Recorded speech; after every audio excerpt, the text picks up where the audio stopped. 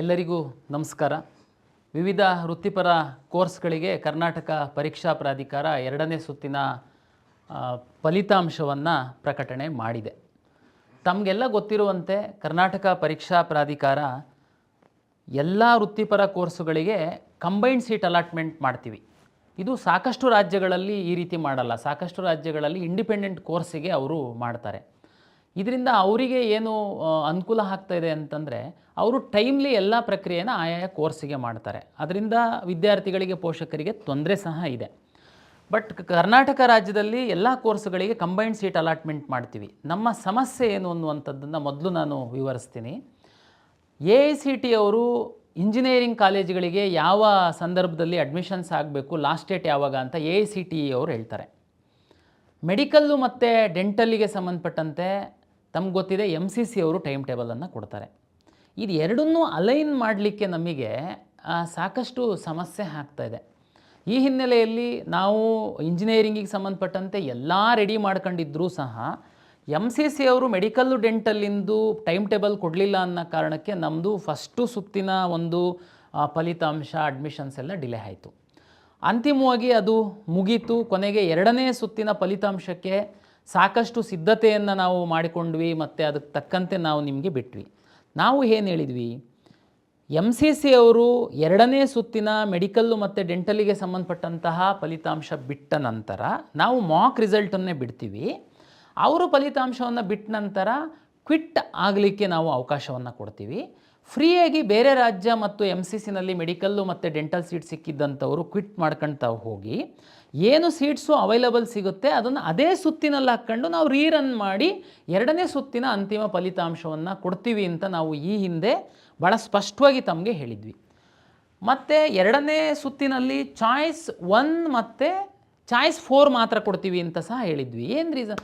ಸುಮಾರು ಜನ ಸೋಷಿಯಲ್ ಮೀಡಿಯಾದಲ್ಲಿ ಹೇಳಿದರು, ನೋನು ಈ ಹಿಂದೆ ಸಡನ್ ಅಂತ ರೂಲ್ ಚೇಂಜ್ ಮಾಡಿದ್ರಿ, ಮೂರನೇ ಸುತ್ತಿಗೆ ಅಪ್ಗ್ರೇಡೇಷನ್ ಆಗಬೇಕು. ಓಕೆ, ನಾವು ಅದನ್ನೂ ಹೇಳಿದ್ವಿ. ಚಾಯ್ಸ್ 1 ತಗೊಂಡು ಕಾಲೇಜಿಗೆ ಅಡ್ಮಿಷನ್ ಆದಂಥವರು ಮೂರನೇ ಸುತ್ತಿನ ಮಾಪಪ್ ಸುತ್ತಿನಲ್ಲಿ ನಾವು ಸೀಟ್ ಮ್ಯಾಟ್ರಿಕ್ಸನ್ನು ಪಬ್ಲಿಷ್ ಮಾಡ್ತೀವಿ. ಯಾವುದಾದ್ರೂ ಒಳ್ಳೆ ಕಾಲೇಜಲ್ಲಿ ನಿಮಗೆ ಬೇಕಾದಂಥ ಸೀಟ್ ಸಿಕ್ತು ಅಂತಂದರೆ ತಾವು ಅಪ್ಗ್ರೇಡೇಷನ್ನಿಗೆ ಅವಕಾಶ ಕೊಡ್ತೀವಿ ಅಂತಲೂ ನಾವು ಹೇಳಿದ್ವಿ. ಜೊತೆಗೆ ಆ ಕಾಲೇಜಿಗೆ ಸೇರಿದರೆ ಅಲ್ಲಿಂದ ನಿಮ್ಮನ್ನು ಫ್ರೀಯಾಗಿ ಅಲ್ಲಿಂದ ಕಾಲೇಜಿಂದ ಮೂವ್ ಆಗಲಿಕ್ಕೂ ಸಹ ನಾವು ಫೆಸಿಲಿಟೇಟ್ ಮಾಡ್ತೀವಿ ಅಂತ ಹೇಳಿದ್ವಿ. ಕೊನೆ ಮೂಮೆಂಟಲ್ಲಿ ಈ ಥರ ಮಾಡಿದರೆ ಮಾಪಪ್ ರೌಂಡಲ್ಲಿ ಸೀಟ್ ಸಿಗ್ತವೆ. ನಿಮಗೆ ಇನ್ನೊಂದು ನಾವು ಆ ಥರ ತೀರ್ಮಾನ ಮಾಡಿದ್ದಕ್ಕೆ ತಮಗೆಲ್ಲರಿಗೆ ಒಂದು ಕ್ಲಾರಿಟಿ ಕೊಡ್ತೀನಿ. ಈ ಹಿಂದಿನ ವರ್ಷಗಳಲ್ಲಿ ಏನಾಗ್ತಾಯಿತ್ತು, ಎರಡನೇ ಸುತ್ತಿನ ಒಂದು ಫಲಿತಾಂಶವನ್ನು ನಾವು ಪಬ್ಲಿಷ್ ಮಾಡ್ತಾಯಿದ್ವಿ, ಅಡ್ಮಿಷನ್ ಶುರು ಮಾಡ್ತಿರ್ಲಿಲ್ಲ. MCC ಅವರು ಪಬ್ಲಿಷ್ ಮಾಡ್ತಿದ್ರು. ಆವಾಗ ನಾವು ನಿಮಗೆ ಅವಕಾಶ ಕೊಡ್ತಾಯಿದ್ವಿ. MCCನಲ್ಲಿ ಹೋಗುವಂಥವ್ರು ಇಲ್ಲಿ ಬಂದು ಕ್ಯಾನ್ಸಲ್ ಮಾಡ್ಕೊಂಡು ಹೋಗಬೇಕು ಅಂತ. ಒಂದಷ್ಟು ಜನ ಬಂದು ಕ್ಯಾನ್ಸಲ್ ಮಾಡ್ಕೊಂಡು ನೀವು MCCಗೆ ಹೋಗ್ತಾಯಿದ್ರಿ. ಆ ಸೀಟು ಹಾಗೆ ಉಳಿತಿತ್ತು. ನಾವು ಅದನ್ನು ಎರಡನೇ ಸುತ್ತಿನಲ್ಲೇ ನಿಮಗೆ ಹಂಚಿಕೆ ಮಾಡ್ತಿರಲಿಲ್ಲ. ಆ ಸೀಟ್ಗಳನ್ನೆಲ್ಲ ನಾವು ಇಟ್ಕೊಂಡು ನಿಮಗೆ ಅಪ್ಗ್ರೇಡೇಷನ್ನಿಗೆ ಅವಕಾಶ ಕೊಡ್ತಾಯಿದ್ವಿ. ಮೂರನೇ ಸುತ್ತಿನಲ್ಲಿ ನಾವು ಅದನ್ನು ರನ್ ಮಾಡ್ತಾಯಿದ್ವಿ. ಆವಾಗ ಸುಮಾರು ಇಂಜಿನಿಯರಿಂಗ್ ಕಾಲೇಜವರು, ಟಾಪ್ ಇಂಜಿನಿಯರಿಂಗ್ ಕಾಲೇಜವ್ರು ಏನಾದರೂ MCCಗೆ ಬಿಟ್ಟೋಗಿತ್ತು ಅಂತಂದರೆ, ನೀವು ವೆಟರ್ನರಿಯವರು MCCಗೆ ಬಿಟ್ಟೋಗಿತ್ತು ಅಂತಂದರೆ ಮೂರನೇ ಸುತ್ತಿನಲ್ಲಿ ಅಪ್ಗ್ರೇಡ್ ಆಗುವಂಥ ಅವಕಾಶಗಳು ಜಾಸ್ತಿ ಇತ್ತು. ನಾನು ಈ ಸರಿ ಏನೋ ಹೇಳಿದ್ದೆ ನಿಮಗೆ ಇದಕ್ಕಿಂತ ಮೊದಲು, MCC ಅವರು ಎರಡನೇ ಸುತ್ತಿನ ಫಲಿತಾಂಶವನ್ನು ಪ್ರಕಟಿಸಿದ ನಂತರ ಇಲ್ಲಿಂದ ಕ್ವಿಟ್ ಮಾಡೋದಕ್ಕೆ ಅವಕಾಶ ಕೊಡ್ತೀನಿ. ಉದಾಹರಣೆಗೆ ಒಂದು 500 ಜನ, ಅದು ವೆಟರ್ನರಿ ಸಿಕ್ಕಿರೋರು ಇರ್ಬೋದು, ಟಾಪ್ ಇಂಜಿನಿಯರಿಂಗ್ ಕಾಲೇಜರು ಇರ್ಬೋದು, ಏಜಿದವ್ರು ಇರ್ಬೋದು, ಕ್ವಿಟ್ ಮಾಡಿ ಹೋದರೆ ಆ ಒಂದು 500 ಸೀಟನ್ನು ಎರಡನೇ ಸುತ್ತಲ್ಲೇನು ನಾವು ಮಾಕ್ ಅಂತ ಪಬ್ಲಿಷ್ ಮಾಡಿರ್ತೀವಿ, ಅದೇ ಸುತ್ತಿಗೆ ಆ 500 ಸೀಟ್ ಹಾಕ್ಕೊಂಡು ನಾವು ರೀರನ್ ಮಾಡಿ ಫೈನಲ್ ರಿಸಲ್ಟ್ ಬಿಡ್ತೀವಿ ಅಂತ ಅಂದಮೇಲೆ ನಿಮಗೆ ಮಾಪಪ್ಪಲ್ಲಿ ಎಲ್ಲಿಂದ ಸೀಟ್ ಸಿಗುತ್ತೆ? ಮಾಪಪ್ಪಲ್ಲಿ ಸೀಟ್ ಸಿಗ್ತಿದ್ದೇನೆ ನಾವು ಸೆಕೆಂಡ್ ರೌಂಡಲ್ಲಿ ಕ್ಯಾನ್ಸಲ್ ಮಾಡಿದವ್ರನ್ನ ಥರ್ಡ್ ರೌಂಡಿಗೆ ಹಾಕ್ಕೊಂಡ್ರೆ. ಬಟ್ ನಾನು ಸೆಕೆಂಡ್ ರೌಂಡಲ್ಲೇ ಆ ಸೀಟನ್ನು ಹಾಕ್ಕೊಂಡು ರೀರನ್ ಮಾಡ್ತೀನಿ ಅಂತ ಹೇಳಿದ್ದೆ. ಅದಕ್ಕೆ ಚಾಯ್ಸ್ 1 and 3 ಕೊಟ್ಟಿದ್ದೆ. ಆದ್ರೂ ಯಾರಾದರೂ ಬಿಟ್ಟು ಹೋದರೆ ಅಡ್ಮಿಷನ್ ಆದವರು ಅಪ್ಗ್ರೇಡಿಗೆ ಬರಬೇಕು ಅಂತ ಹೇಳಿದ್ವಿ. ಅದರಲ್ಲಿ ಯಾವುದೇ ಚೇಂಜ್ ಇರಲಿಲ್ಲ ನಮ್ಮದು. ಆದರೆ ನಾವು ಅಂದ್ಕೊಂಡಂಗೆ ಕೆಲವೊಮ್ಮೆ ಆಗಲ್ಲ. ತಮಗೆಲ್ಲ ಗೊತ್ತಿದೆ, ಅನಿರ್ದಿಷ್ಟಾವಧಿಗೆ MCC ಅವರು ಟೈಮ್ ಟೇಬಲ್ನ ಮುಂದೂಡ್ತಾ ಬರ್ತಾ ಇದ್ದಾರೆ. ಇಲ್ಲಿವರೆಗೆ 29ರಿಂದ ಅಂತೇಳಿದ್ರು, ಇಲ್ಲಿವರೆಗೆ ಯಾವುದು ಕ್ಲಾರಿಟಿ ಇಲ್ಲ. ಸೀಟನ್ನು ಹೆಚ್ಚು ಮಾಡ್ತೀವಿ ಅಂತೇಳಿ NMC ಅವರು ಹೇಳಿದ್ದಾರೆ ಅಂತೇಳಿ ಅವರೇ ನೋಟಿಫಿಕೇಷನ್ ಕೊಟ್ಟಿದ್ದರು. ಯಾವ ಕಾಲೇಜಲ್ಲಿ ಎಷ್ಟು ಸೀಟ್ ಹೆಚ್ಚಾಗುತ್ತೆ, ನಮ್ಮ ರಾಜ್ಯದ ಸೀಟ್ಗಳಿದಾವ ಅಂತನ್ನುವಂಥದ್ದು ನಮಗೆ ಇಲ್ಲಿವರೆಗೆ ಕ್ಲಾರಿಟಿ ಇಲ್ಲ. ಆದರೆ ನಮ್ಮಲ್ಲಿ ಸುಮಾರು 74-75 ಸಾವಿರ ಸೀಟ್ಗಳ ಇಂಜಿನಿಯರಿಂಗ್ ಸೀಟ್ಗಳನ್ನ ನಾವು ಅಲಾಟ್ ಮಾಡ್ತೀವಿ. ತಮಗೆಲ್ಲ ಗೊತ್ತಿದೆ. AICTE ಅವರ ಪ್ರಕಾರ ಸೆಪ್ಟೆಂಬರ್ 15ನೇ ತಾರೀಕು ಟೆಕ್ನಿಕಲ್ ಕೋರ್ಸಸ್ಸಿಗೆ ಅಡ್ಮಿಷನ್ ಲಾಸ್ಟ್ ಡೇಟು. ಅರ್ಥ ಮಾಡ್ಕೊಳ್ಳಿ. ಇನ್ನೂ ಒಂದು ಹೇಳ್ತೀನಿ, ತಮಗೆಲ್ಲ ಗೊತ್ತಿದೆ, ಎಲ್ಲ ಖಾಸಗಿ ಕಾಲೇಜುಗಳಲ್ಲಿ ಸಹ 45% ಇಂಜಿನಿಯರಿಂಗ್ ಸೀಟ್ಗಳನ್ನು ಸರ್ಕಾರಕ್ಕೆ ಬಿಟ್ಟು ಕೊಡ್ತಾರೆ. ಆ 45% ಮತ್ತು ಲಿಂಗ್ವಿಸ್ಟಿಕ್ ಮೈನಾರಿಟಿ ಮತ್ತು ಯೂನಿವರ್ಸಿಟಿ ಕಾಲೇಜುಗಳಲ್ಲಿ 40% ಸೀಟುಗಳಿಗೆ ಸಹ ರಾಜ್ಯ ಸರ್ಕಾರದ ನಿಯಮದಂತೆ ರೋಸ್ಟರ್ ಆಧಾರದ ಮೇಲೆ ನಾವು ಸೀಟ್ ಹಂಚಿಕೆ ಮಾಡ್ತೀವಿ. ಸರ್ಕಾರ ನಿಗದಿಪಡಿಸುವಂತಹ ಶುಲ್ಕಕ್ಕೆ ನಾವು ಅಡ್ಮಿಷನ್ ಕೊಡಬೇಕು ಅವರು. ಇದು ಖಾಸಗಿ ಕಾಲೇಜುಗಳ ಮತ್ತು ಸರ್ಕಾರದ ಮಧ್ಯೆ ಆಗಿರುವಂತಹ ಒಂದು ಒಪ್ಪಂದ. ಆ ಒಪ್ಪಂದದಲ್ಲಿ ಇನ್ನೂ ಒಂದು ಹೇಳ್ಬಿಟ್ಟಿದ್ದಾರೆ, ಏನಂತಂದರೆ AICTE ಅವರು ಲಾಸ್ಟ್ ಡೇಟ್ ಯಾವಾಗ ಅಡ್ಮಿಷನಿಗೆ ಕೊಡ್ತಾರೆ ಅದರದ್ದು -10 ಡೇಸ್ವರೆಗೆ KE ಅವರು ಈ 45% ಮತ್ತು 40%ಗೆ ಎಷ್ಟು ರೌಂಡ್ ಬೇಕಾದ್ರೂ ನೀವು ಕೌನ್ಸಿಲಿಂಗ್ ಮಾಡಿ, ನಮ್ಮದು ಅಡ್ಡಿ ಇಲ್ಲ.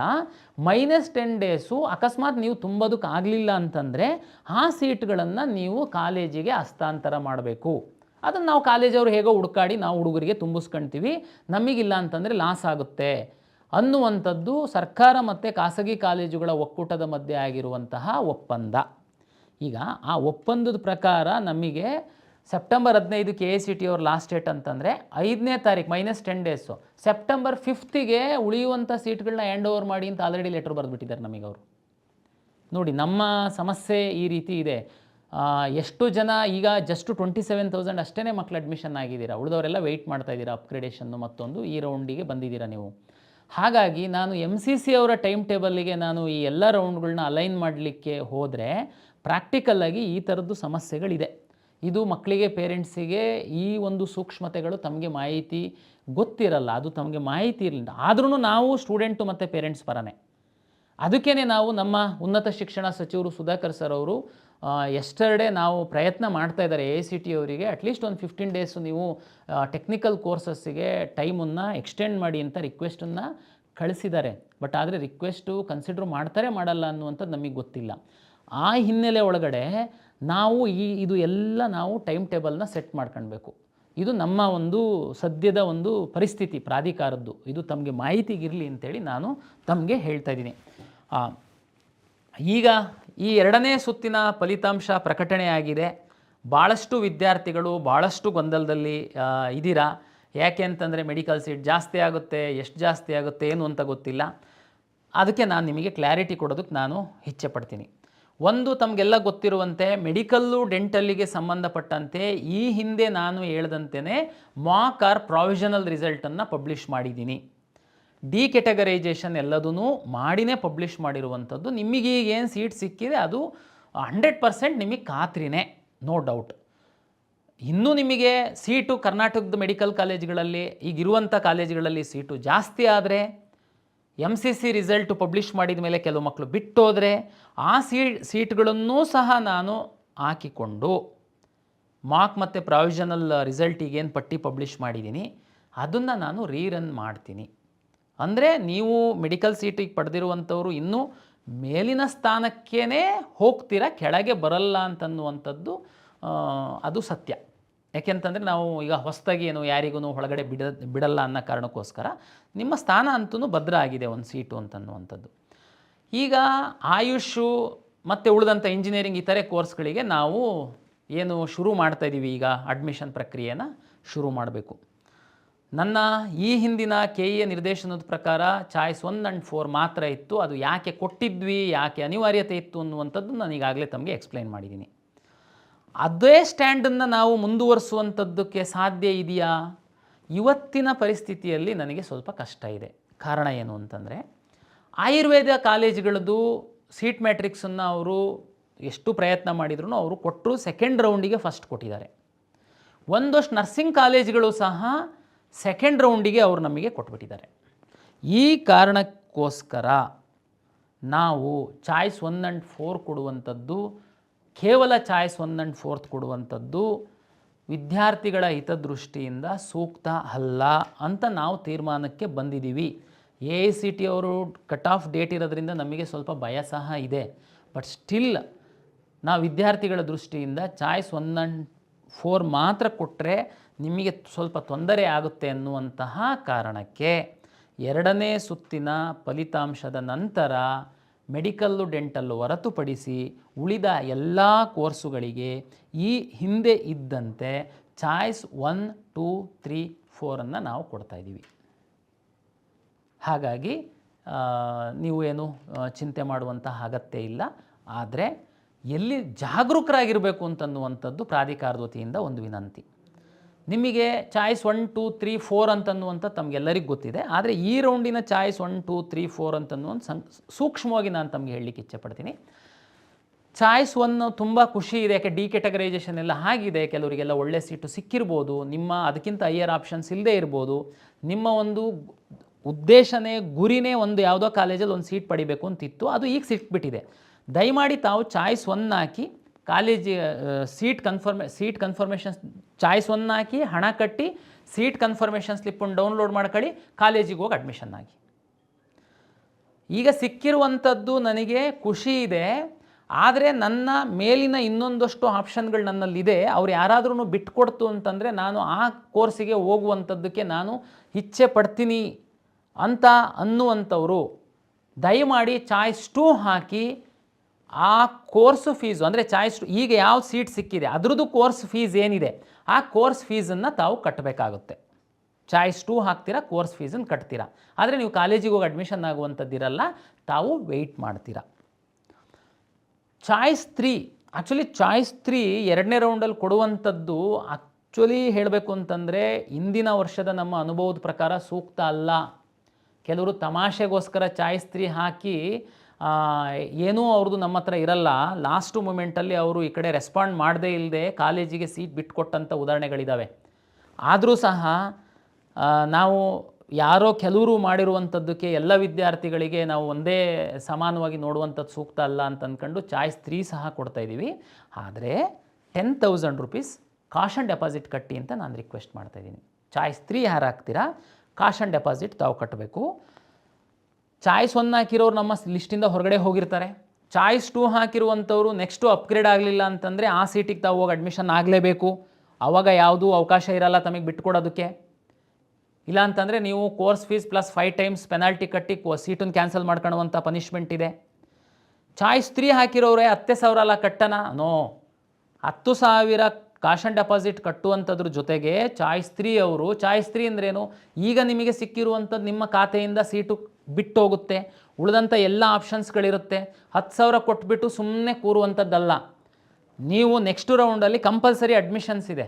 ಹಾಗಾಗಿ ಚಾಯ್ಸ್ 3 ಹಾಕಿ 10,000 ಕೊಟ್ಟ ಮಾತ್ರಕ್ಕೆ ನೀವು ಸೇಫ್ ಅಂತಲ್ಲ. ತಾವು ದಯಮಾಡಿ ನಿಮ್ಮ ಲಾಗಿನ್ ಒಳಗಡೆ ಇರುವಂತಹ ಎಲ್ಲ ಆಪ್ಷನ್ಗಳನ್ನ ತಾವು ಪರಿಶೀಲನೆ ಮಾಡಿ. ನಿಮಗೆ ನಿಜವಾಗೂ ಈ ಕಾಲೇಜು ಸಿಕ್ಕಿದರೆ ಮಾತ್ರ ನಾನು ಹೋಗ್ತೀನಿ ಅನ್ನುವಂಥದ್ದನ್ನು ಖಾತ್ರಿಪಡಿಸ್ಕೊಂಡು ಅಂಥ ಕಾಲೇಜುಗಳನ್ನು ಮಾತ್ರ ತಮ್ಮ ಖಾತೆ ಒಳಗಡೆ ಲಾಗಿನ್ ಒಳಗಡೆ ಇಟ್ಕೊಳ್ಳಿ. ಸುಮ್ಮನೆ ಚಾಯ್ಸ್ 3 ಹಾಕ್ಬಿಟ್ಟು 10,000 ಕೊಟ್ಟು ನೀವು ಯಾವುದೋ ಫಸ್ಟ್ ರೌಂಡಲ್ಲಿ ಹಾಕಿರುವಂಥ ಎಷ್ಟೋ ಕಾಲೇಜುಗಳು ಇಷ್ಟ ಇದೆ ಇಷ್ಟ ಇಲ್ದಿರೋವೆಲ್ಲ ಇರ್ತವೆ. ನಮ್ಮ ಸಿಸ್ಟಮಿಗೆ ಏನು ಗೊತ್ತಾಗುತ್ತೆ, ನೀವು ಹಾಕಿರೋ ಆಪ್ಷನ್ ಮೇಲೆ ಪ್ರಿಯಾರಿಟಿ ಮೇಲೆ ಅಲರ್ಟ್ ಮಾಡ್ತೀವಿ. 3rd ರೌಂಡಿಗೆ ಬಂದಾಗ ನೋ ನನಗೆ ಅದೂ ಇಷ್ಟ ಇಲ್ಲ ಅಂತಂದರೆ 10,000 ರೂಪಾಯಿ ಫೋರ್ಫಿಟ್ ಮಾಡ್ತೀವಿ. ಜೊತೆಗೆ ನಿಮ್ಮದು ಆ course fees plus 5 times penalty ಹಾಕ್ತೀವಿ. ಇಲ್ಲ ನನಗೇನು ನಾನು ಬರೋದೇ ಇಲ್ಲ ಈ ಕಡೆ 10,000 ರೂಪಾಯಿ ಅಷ್ಟೇ ಇರುತ್ತೆ ಅಂತ ನೀವು ಅಂದ್ಕೊಳ್ಬೋದು. ಆದರೆ ನೀವು ಎಲ್ಲೂ ಹೋಗ್ಲಿಕ್ಕಾಗಲ್ಲ ಕರ್ನಾಟಕ ಪರೀಕ್ಷಾ ಪ್ರಾಧಿಕಾರ ಬಿಟ್ಟು. ನೀವು ನೆಕ್ಸ್ಟ್ ಇಯರ್ ಸಹ ಬರ್ತೀರ, ತಮ್ಗೆ ಗೊತ್ತಿರಬೇಕು. ಲಾಸ್ಟ್ ರೌಂಡಲ್ಲಿ ಸೀಟ್ ತಗೊಂಡು ಅಡ್ಮಿಷನ್ ಆಗಿಲ್ಲ ಅಂತಂದರೆ ಮುಂದಿನ ವರ್ಷ ನೀವು ಕೌನ್ಸಿಲಿಂಗಲ್ಲಿ ಭಾಗವಹಿಸುವಂಥದ್ದಕ್ಕೆ ಅವಕಾಶ ಇರಲ್ಲ. ಈ ವರ್ಷ ಹೋದ ವರ್ಷ ಸೀಟ್ ತಗೊಂಡು ಅಡ್ಮಿಷನ್ ಆಗಿಲ್ಲದಿರುವಂತಹ 1,600 ವಿದ್ಯಾರ್ಥಿಗಳಿಗೆ ಈ ವರ್ಷ ನಾವು ಬಾರ್ ಮಾಡಿದ್ದೀವಿ ಕೊನೆ ಸುತ್ತಿನಲ್ಲಿ. ಅಂಥ ಪರಿಸ್ಥಿತಿ ಬರುತ್ತೆ. ಅದಕ್ಕೆ ಚಾಯ್ಸ್ 3 ಹಾಕೋರು 10,000 ಕೊಟ್ಟರೆ ಮಾತ್ರ ಅಲ್ಲ, 10,000 ಕಾಶನ್ ಡೆಪಾಸಿಟ್ ಕೊಡೋದ್ರ ಜೊತೆಗೆ ನಿಮ್ಮ ಲಾಗಿನ್ನಲ್ಲಿರುವಂತಹ ಎಲ್ಲ ಕಾಲೇಜುಗಳನ್ನು ತಾವು ಒಮ್ಮೆ ಪರಿಶೀಲನೆ ಮಾಡಿ ನಿಮಗೆ ನಿಜವಾಗೂ ಸೀಟ್ ಸಿಕ್ಕಿದರೆ ಹೋಗ್ತೀನಪ್ಪ ನನ್ನ ಕಾಲೇಜಿಗೆ ಅನ್ನುವಂಥದ್ದನ್ನು ಮಾತ್ರ ತಾವು ಅಲ್ಲಿ ಬಿಡಬೇಕಾಗುತ್ತೆ. ಹಾಗಾಗಿ ಈಗ ಮುಂದಿನ 3-4 ದಿವಸ ನಾವು ಚಾಯ್ಸಿಗೆ ಮಾತ್ರ ಕೊಟ್ಟಿರ್ತೀವಿ, ದುಡ್ಡು ಕಟ್ಟಿರ್ತೀರ. ನೆಕ್ಸ್ಟು ಏನು ನಾನು ಕೌನ್ಸಿಲಿಂಗ್ ಪ್ರಕ್ರಿಯೆ ರೀಅರೇಂಜ್ ಮಾಡುವಂಥದ್ದಕ್ಕೆ ಬಿಡ್ತೀನಿ. ಆವಾಗ ಚಾಯ್ಸ್ 3 ಹಾಕಿರುವಂಥವರು ದಯಮಾಡಿ ಲಾಗಿನ್ ಆಗಿ ತಾವು ರೀಅರೇಂಜ್ ಮಾಡಿ ಪ್ರಾಪರಾಗಿ. ಚಾಯ್ಸ್ 2 ಹಾಕಿರುವಂಥವ್ರು ಅಷ್ಟೇ. ಚಾಯ್ಸ್ 2 ಹಾಕಿರ್ತೀರ, ಮೇಲ್ಗಡೆದು ಹೈಯರ್ ಆಪ್ಷನ್ ತಗೊಳುತ್ತೆ. ಮೇಲ್ಗಡೆ ನಿಮಗೆ ಯಾವುದಾದ್ರೂ ಇಷ್ಟ ಇಲ್ಲ ಅಂತಂದರೆ, ಈಗ ಸಿಕ್ಕಿರೋ ಕಾಲೇಜ್ಗಿಂತನೂ ಸ್ವಲ್ಪ ಅದು ವೀಕ್ ಇದೆ, ನನಗೆ ಆಸಕ್ತಿ ಇಲ್ಲ ಅಂತಂದರೆ ದಯಮಾಡಿ ತಾವು ಡಿಲೀಟ್ ಮಾಡೋದಕ್ಕೆ ಅವಕಾಶ ಇರುತ್ತೆ. ಅದನ್ನು ಬಿಟ್ಬಿಟ್ಟು ಈಗ ಚಾಯ್ಸ್ 2 ಹಾಕಿ ಆ ಕಡೆ ತಿರುಗಿ ನೋಡದೇ ಇಲ್ದಿರುವಂಥದ್ದು. ಆಮೇಲೆ ಸಿಕ್ಕಿದಾಗ ಓ ನೋ ಅದು ಚೆನ್ನಾಗಿಲ್ಲ ಅಂತ ಅನ್ನೋದಕ್ಕಾಗಲ್ಲ. ಹೈಯರ್ ಆಪ್ಷನ್ ನೀವೇ ಹಾಕಿರ್ತೀರ. ಚಾಯ್ಸ್ 3 ಹಾಕಿ 10,000 ಕಾಶ್ ಆನ್ ಡೆಪಾಸಿಟ್ ಕಟ್ಟಿದ ಮಾತ್ರಕ್ಕೆ ನಿಮ್ಮದು ಮುಗಿಯಲ್ಲ. ನೆಕ್ಸ್ಟ್ ನಾವು ಕೌನ್ಸಿಲಿಂಗ್ದು ಎನೇಬಲ್ ಮಾಡ್ತಿದ್ದಂಗೆ ಲಾಗಿನ್ ಆಗಿಬಿಟ್ಟು ತಾವು ಪ್ರಾಪರಾಗಿ ವೆರಿಫೈ ಮಾಡ್ಕೊಳ್ಳಿ ನಿಮ್ಮ ಆಪ್ಷನ್ಸು. ಉಳಿದಂತೆ ಚಾಯ್ಸ್ 4 ತಮಗೆಲ್ಲ ಗೊತ್ತಿದೆ. ಕೌನ್ಸಿಲಿಂಗಲ್ಲಿ ಮುಂದುವರಿಯೋದಕ್ಕೆ ನನಗೆ ಇಷ್ಟ ಇಲ್ಲ ಅಂತೇಳಿ ಚಾಯ್ಸ್ 4 ಹಾಕ್ತೀರಾ. ನಮ್ಮ ಕೌನ್ಸಿಲಿಂಗಿಂದ ತಾವು ಹೊರಗಡೆ ಹೋಗ್ತೀರಾ. ತಾವು ಮ್ಯಾನೇಜ್ಮೆಂಟಲ್ಲೋ ಮತ್ತೆಲ್ಲೋ ಅಡ್ಮಿಷನ್ಸ್ ಹಾಕ್ತೀರಾ. ನಿಮಗೆ ತಿರ್ಗಾ ನಮ್ಮ ಕಡೆ ಪ್ರವೇಶ ಇರಲ್ಲ. ಚಾಯ್ಸ್ 4 ಹಾಕ್ತಂಥವರಿಗೆ ಇದು. ಆಮೇಲೆ ಈ ಹಿಂದೆಯೇ ನಾನು ಈಗಾಗಲೇ ಹೇಳಿದ್ದೀನಿ ಕಳೆದ ರೌಂಡಲ್ಲಿ, ಅದು ಈಗಲೂ ಅನ್ವಯಿಸುತ್ತೆ. ಕೆಲವು ಸ್ಟೂಡೆಂಟು ಇದ್ದೀರಾ, ಕೌನ್ಸಿಲಿಂಗಲ್ಲಿ ಭಾಗವಹಿಸ್ತೀರಾ, ಸೀಟು ಅಲಾಟ್ ಆಗುತ್ತೆ, ಯಾವುದೂ ಚಾಯ್ಸ್ ಹಾಕಲ್ಲ. 1 2 3 4 ಯಾವುದೂ ಹಾಕಲ್ಲ, ಸುಮ್ಮನೆ ಬಿಟ್ಬಿಡ್ತೀರಾ.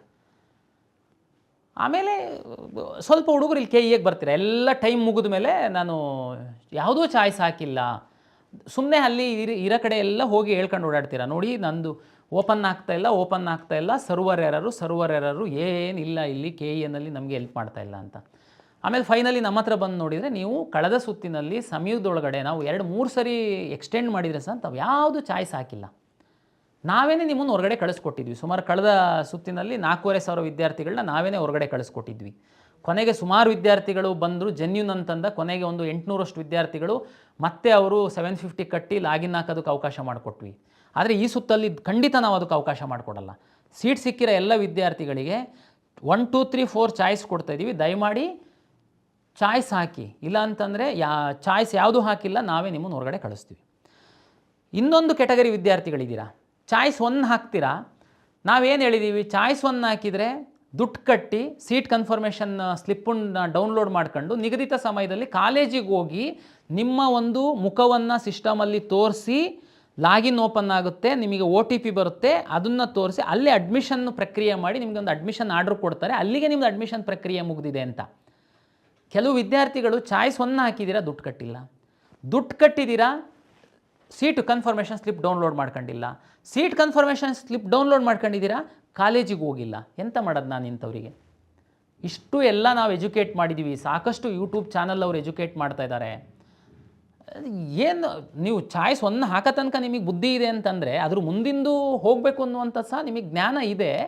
ಆದರೆ ಯಾಕೆ ನೀವು ಈ ರೀತಿ ಮಾಡ್ತಾಯಿದ್ದೀರಾ ನನಗೆ ಅರ್ಥ ಆಗ್ತಾಯಿಲ್ಲ. ಅದಕ್ಕೆ ಈ ಸರಿ ಮತ್ತೆ ಎಚ್ಚರಿಸ್ತಾ ಇದ್ದೀನಿ. ಮೊನ್ನೆ ಸುಮಾರು ವಿದ್ಯಾರ್ಥಿಗಳು ಈ ಥರ ಬಂದವರಿಗೆ ಕೊನೆ ಮೂಮೆಂಟಲ್ಲಿ ನಾನು ಕೆಲವೊಮ್ಮೆ ಅವಕಾಶ ಮಾಡಿ ಕೊಟ್ಟೆ. ಈ ಸಾರಿ ಮಾತ್ರ ಚಾಯ್ಸು 1 ಹಾಕಿ ನೀವು ಸೀಟ್ ಕನ್ಫರ್ಮೇಷನ್ ಸ್ಲಿಪ್ಪನ್ನು ತಗೊಂಡು ಕಾಲೇಜಿಗೆ ಹೋಗಿ ಅಡ್ಮಿಷನ್ ಆಗಿಲ್ಲ ಅಂತಂದರೆ ನಿಮ್ಮನ್ನು ನಮ್ಮ ಕೌನ್ಸಿಲಿಂಗಿಂದ ಹೊರಗಡೆ ಹಾಕ್ತೀನಿ. ಇಲ್ಲಾಂದ್ರೆ ನೀವು ಚಾಯ್ಸ್ 1 ಹಾಕೋಕ್ಕೆ ಹಾಕೋದ್ರಿ, 2 3 4 ಆಪ್ಷನ್ಸ್ ಇತ್ತಲ್ಲ, ಹಾಕ್ಬೋದಾಗಿತ್ತು. ಚಾಯ್ಸ್ 1 ಹಾಕಿ ಇಲ್ಲ ನಾವು ಚಾಯ್ಸ್ 1 ಹಾಕಿ ದುಡ್ಡು ಕಟ್ಟಿದ್ದೀವಿ ಸರ್, ನಮ್ಮನ್ನು ಹೊರಗಡೆ ಹಾಕಿದ್ರೆ ಹೆಂಗೆ? ಫೋರ್ಫಿಟ್ ಮಾಡ್ಕೊಳ್ತೀನಿ ಆ ದುಡ್ಡನ್ನು, ಸಿಸ್ಟಮಿಂದ ಹೊರಗಡೆ ಹಾಕ್ತೀನಿ. ನಿಮಗೆ ಲಾಸ್ಟು ಕೌನ್ಸಿಲಿಂಗಲ್ಲಿ 2 ದಿನ 3 ದಿನ ಎಕ್ಸ್ಟೆಂಡ್ ಮಾಡಿದರೆ ಸಹ ನೀವು ಚಾಯ್ಸ್ 1 ಹಾಕಿ ದುಡ್ಡು ಕಟ್ಟಿ ಕಾಲೇಜಿಗೆ ಹೋಗಲ್ಲ ಅಂತಂದರೆ ಏನು ತೋರಿಸುತ್ತೆ ಇದು? ಮತ್ತೆ ಹೇಳಿದ್ದೀವಿ 10 ಸಾರಿ ವಿಚಾರ ಮಾಡಿ ಹಾಕಿ, ಓದಿ 1 2 3 4 ಅಂತಂದ್ರೆ ಏನು ಅಂತ. ಈ ಸರಿ ಯಾರು ನಮ್ಮ ನೋಡಿದಿರ ತಮ್ಗೆ ಗೊತ್ತಾಗುತ್ತೆ. ಚಾಯ್ಸ್ 1 ಕ್ಲಿಕ್ ಮಾಡುವಾಗ ಒಮ್ಮಿಗೆ ಲಾಕ್ ಆಗಲ್ಲ, ಅದು ಸಾಕಷ್ಟು ಇನ್ಸ್ಟ್ರಕ್ಷನ್ಸ್ ಬರುತ್ತೆ. ತಾವು ಅಗ್ರಿ ಬಟನ್ ನಮಗಬೇಕು, ಆಮೇಲೆ ಅಂದರೆ ಸುಮ್ಮನೆ ಫ್ರೀಸ್ ಆಗಿಬಿಟ್ಟು ಮಿಸ್ ಆಗಬಾರ್ದು ಅಂತ.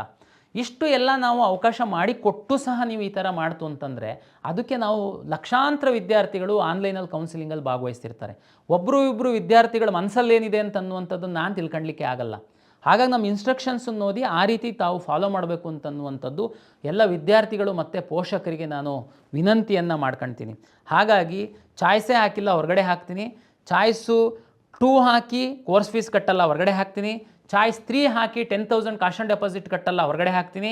ಚಾಯ್ಸ್ 1 ಹಾಕಿ ದುಡ್ಡು ಕಟ್ಟಿ ಕಾಲೇಜಿಗೆ ಹೋಗಿ ಅಡ್ಮಿಷನ್ ಆಗಲ್ಲ ಅಂಥವ್ರನ್ನ ಸಹ ನಾನು ಸಿಸ್ಟಮಿಂದ ಹೊರಗಡೆ ಹಾಕ್ತೀನಿ. ದಯಮಾಡಿ ಇದನ್ನು ವಿಚಾರ ಮಾಡಿ ತಾವು ಚಾಯ್ಸ್ಗಳನ್ನ ಹಾಕಿ. ಚಾಯ್ಸು 4 ಹಾಕಿರ್ತೀರ. ಲಾಸ್ಟ್ ಟೈಮು ತಮಗೆ ಗೊತ್ತಿದೆ 3 ಮತ್ತು 4ಗೆ ಸ್ವಲ್ಪ ಫ್ಲೆಕ್ಸಿಬಲ್ ಕೊಟ್ಟಿದ್ವಿ ನಾವು. 3 ಮತ್ತು 4 ಚಾಯ್ಸನ್ನು ಹಾಕಿದ್ದಂಥವರು ನಮ್ಮ ಲಾಸ್ಟ್ ಡೇಟ್ ತನಕ ತಾವು ಅದನ್ನು ಇಂಟರ್ಚೇಂಜ್ ಮಾಡ್ಕೊಳ್ಬೋದಾಗಿತ್ತು, ಅಥವಾ ಮತ್ತೆ ಮನಸ್ಸು ಬದಲಾಯಿಸಿ ತಾವು ಚಾಯ್ಸ್ 1 ಕಾಲೇಜಿಗೆ ಹೋಗ್ಬೋದಾಗಿತ್ತು. ಈ ಸಾರಿ 4ಗೆ ಮಾತ್ರ ಅವಕಾಶ ಕೊಡ್ತಾಯಿದ್ದೀನಿ. ಯಾಕೆಂದರೆ 1 2 3 ಮೂರಕ್ಕೂ ತಾವು ಹಣ ಕಟ್ಟಬೇಕಾಗಿರೋದ್ರಿಂದ ಅದನ್ನು ನಾನು ಮತ್ತೆ ಉಲ್ಟಾ ಸೀದಾ ಮಾಡೋದಕ್ಕೆ ಪ್ರಾಕ್ಟಿಕಲಿ ನಮಗೆ ಕಷ್ಟ. ಅದು ಆ ಕಾರಣಕ್ಕೋಸ್ಕರ ಯಾರಾದ್ರೂ 4 ಹಾಕಿ ತಾವು ಹೊರಗಡೆ ಹೋಗಿದ್ದಂಥವ್ರು ಮತ್ತೆ ಇಲ್ಲ ನಾನು ಅದೇ ಕಾಲೇಜಿಗೆ ಹೋಗಿ ಸೇರ್ತೀನಿ ಅಂತಂದರೆ ಲಾಸ್ಟ್ ಡೇಟ್ ಒಳಗಡೆ ತಾವು ಮತ್ತೆ ಲಾಗಿನ್ ಆಗಿಬಿಟ್ಟು ಚಾಯ್ಸ್ 1 ಹಾಕಿ ಏನು ಫಾರ್ಮಾಲಿಟೀಸ್ ಇದೆ ಮುಗಿಸಿ ಕಾಲೇಜಿಗೆ ಹೋಗುವಂಥ ಒಂದು ಫ್ಲೆಕ್ಸಿಬಿಲಿಟಿನ ನಾನು ಅವಕಾಶವನ್ನು ಮಾಡಿಕೊಟ್ಟಿದ್ದೀನಿ. ತಮಗೆ ಬಹುತೇಕ ಏನು ಗೊಂದಲ ಇಲ್ಲ ಅಂಥೇಳಿ ನಾನು ಭಾವಿಸ್ತೀನಿ. ಸಮಯ ತುಂಬ ಕಡಿಮೆ ಇದೆ. AICTE ಅವರು ನಮಗೇನಾದ್ರೂ ಟೈಮ್ ಎಕ್ಸ್ಟೆಂಡ್ ಮಾಡಲಿಲ್ಲ ಟೆಕ್ನಿಕಲ್ ಕೋರ್ಸಸ್ಸಿಗೆ ಅಂತಂದರೆ ನಮಗೆ ತುಂಬ ಕಡಿಮೆ ಸಮಯ ಇದೆ. ಹಾಗಾಗಿ ದಯಮಾಡಿ ನಾನು ಟೈಮ್ ಟೇಬಲ್ ಏನು ಕೊಡ್ತೀನಿ ಆ ಟೈಮ್ ಟೇಬಲ್ಲಿಗೇ ತಾವು ಸ್ಟಿಕನ್ನಾಗಿ ದಯಮಾಡಿ ಆ ಟೈಮ್ ಟೇಬಲ್ ಒಳಗಡೆ ತಾವು ಎಲ್ಲ ಪ್ರಕ್ರಿಯೆಯನ್ನು ಮಾಡ್ತೀರಾ ಅಂಥೇಳಿ ನಾನು ಭಾವಿಸಿದ್ದೀನಿ.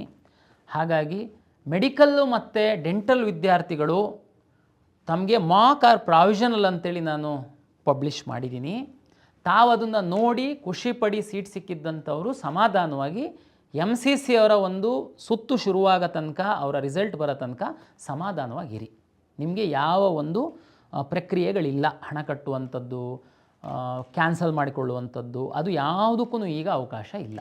MCC ಅವರು ಏನು ಇದು ನಮ್ಮದು ಮಾಕ್ ಆ್ಯಂಡ್ ಪ್ರಾವಿಷನಲ್. ಆ್ಯಕ್ಚುಲಿ ನಾವು MCC ಅವರು ಟೈಮ್ ಟೇಬಲ್ ಬಂದಮೇಲೇ ಮಾಡಬೇಕು.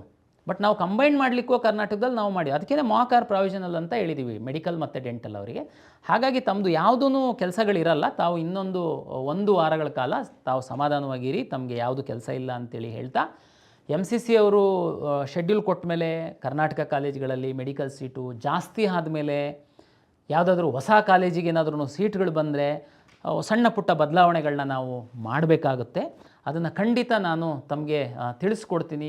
ವಿವರವಾದ ಒಂದು ಮಾರ್ಗಸೂಚಿಗಳನ್ನು ನಾನು ಪ್ರಕಟಿಸ್ತೀನಿ. ಹಾಗಾಗಿ ಕರ್ನಾಟಕ ಪರೀಕ್ಷಾ ಪ್ರಾಧಿಕಾರದ ವೆಬ್ಸೈಟನ್ನು ತಾವು ನೋಡ್ತಾ ಇರಿ ಅಂತೇಳಿ ವಿನಂತಿಯನ್ನು ಮಾಡಿಕೊಳ್ತಾ, ಪ್ರಾಧಿಕಾರ ನಿಗದಿಪಡಿಸಿರುವಂತಹ 2ನೇ ಸುತ್ತಿನ ಒಂದು ಅಡ್ಮಿಷನ್ ಪ್ರಕ್ರಿಯೆಯಲ್ಲಿ ತಾವು ಸಮಯಕ್ಕೆ ಸರಿಯಾಗಿ ಭಾಗಿಯಾಗಿ ಅಂತೇಳಿ ಹೇಳ್ತಾ ಎಲ್ಲ ವಿದ್ಯಾರ್ಥಿಗಳಿಗೆ ಹಾಗೂ ಪೋಷಕರಿಗೆ ಪ್ರಾಧಿಕಾರದ ವತಿಯಿಂದ ಮತ್ತೊಮ್ಮೆ ನಮಸ್ಕಾರಗಳು.